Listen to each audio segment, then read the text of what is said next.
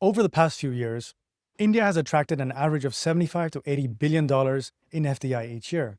Yet a significant portion of that potential investment, however, gets stalled or redirected due to a failure to navigate India's sector-specific FDI nuances and approval labyrinths. Don't let your investment be one of them. In this video, we look at FDI regulations in key Indian sectors, highlighting the real complexities and timelines you need to know.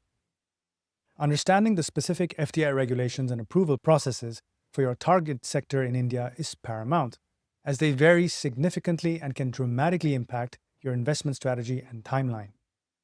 Now, FDI policy isn't a one-size-fits-all framework. Numerous sectors have specific investment caps, entry routes, and operational conditions that demand meticulous attention. While the general trend is towards liberalization, sector-specific rules are crucial. Defense manufacturing. While up to 100% FDI is permitted via the government route in certain cases, investments exceeding 49% often require security clearances and adherence to specific technology transfer guidelines. Expect approval timelines of 6 to 12 months for sensitive proposals. In telecommunications, up to 100% FDI is allowed, with 49% through the automatic route and beyond that via government approval. However, specific conditions related to licensing, security, and technology sharing apply, potentially adding 3 to 6 months to your setup phase. In pharmaceuticals, 100% FDI is permitted, but investments in existing brownfield projects are under government approval if it results in a change in the ownership pattern. This approval process can take 4 to 8 months, especially for acquisitions of significant market players. In financial services, FDI caps vary significantly across subsectors. For instance, insurance companies have a limit of 74%, while banking has restrictions often tied to licensing and regulatory approvals from the Reserve Bank of India, which can be a year-long process. In retail, the rules are highly nuanced. 100% FDI is permitted in single-brand retail, but for multi-brand retail, it's capped at 51% and subject to government approval and specific sourcing norms. For example, mandatory sourcing of 30% of the value of goods procured from Indian MSMEs. Expect approval timelines here of 6 to 9 months for multi-brand retail. In media, FDI in news and current affairs is capped at 26% and requires government approval, reflecting sensitivity around information control. Broadcast media also has varying caps and specific licensing requirements. Don't assume general FDI rules apply to your sector. Thoroughly research the specific caps, entry routes, and conditionalities early in your planning.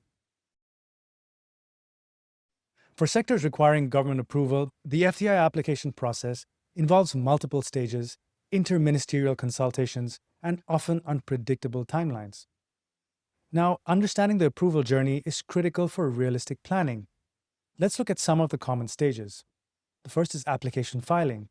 The process typically starts when an online application through the Foreign Investment Facilitation Portal, FIFP, providing detailed information about the investor, the Indian entity, and the proposed investment. Expect to spend several weeks compiling the necessary documentation for this. Initial scrutiny. The application is then forwarded to the relevant administrative ministry or department based on the sector. This initial review can take about 1 or 2 months. Interministerial consultation. For significant investments or sensitive sectors, the application may be circulated to multiple ministries, for example, Home Affairs or Finance or Commerce, for their comments and clearances.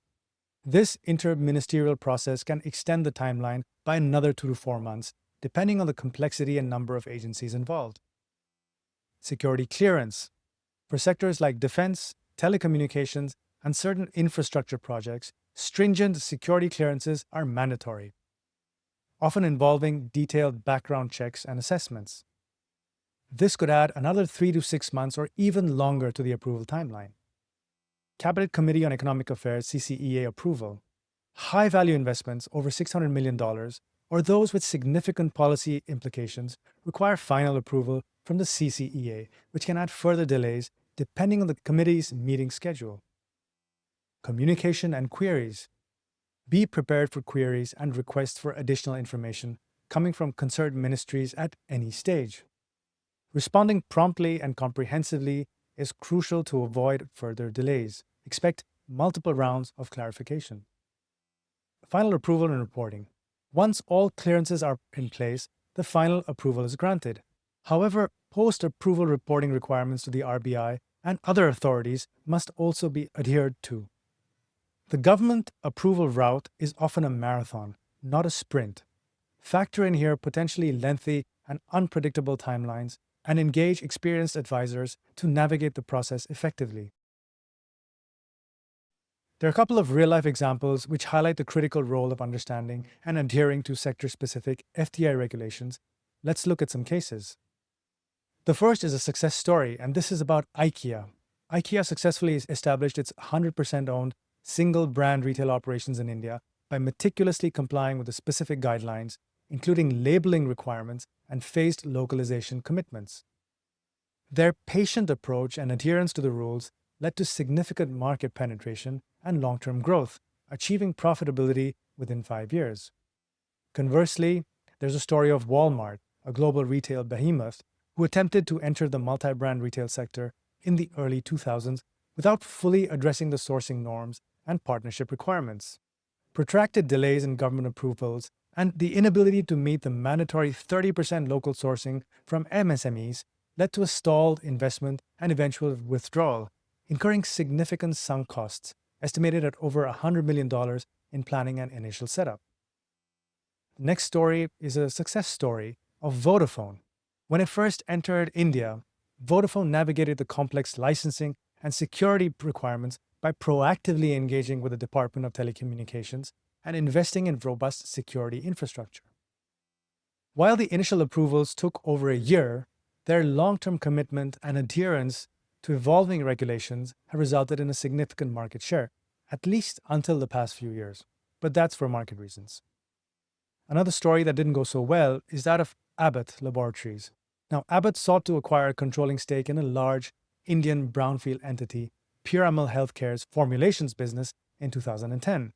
The deal faced prolonged government scrutiny due to concerns over potential monopolistic practices and impact on local drug pricing.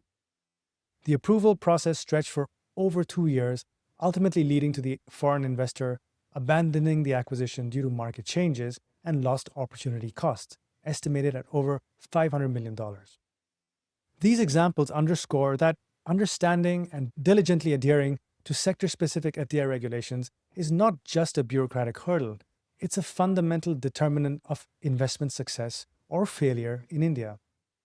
Successfully investing and setting up operations in India requires more than just capital. It demands a deep understanding of the sector-specific nuances of its FDI regulations and often lengthy approval processes. By prioritizing thorough research, engaging experienced advisors, and maintaining a long-term perspective, foreign companies can navigate these complexities and unlock the immense potential of the Indian market.